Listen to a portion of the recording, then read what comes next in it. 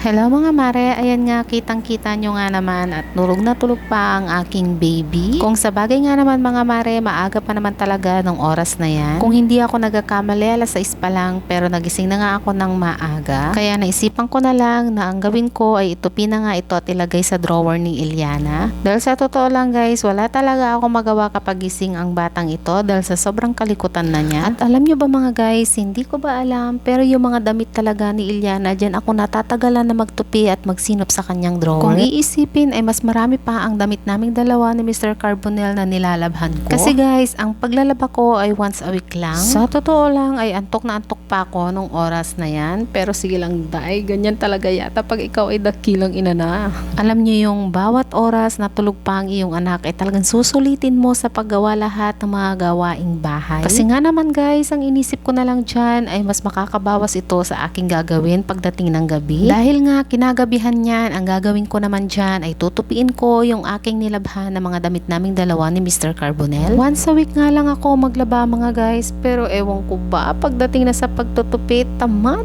na rin talaga ako.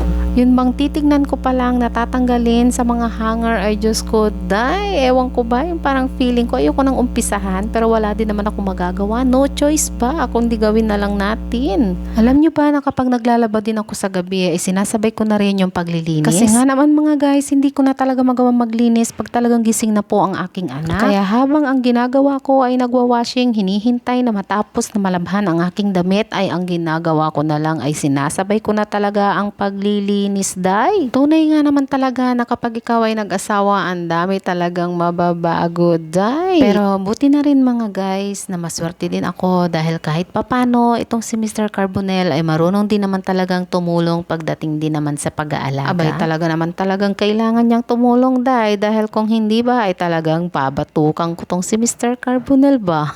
At tunay din naman talaga na malaki din talaga ang pagsasalamat namin sa aking nanay dahil isa talaga siya sa pinakamalaking tulong din sa aming dalawang mag-asawa sa pag-aalaga kay Iliana.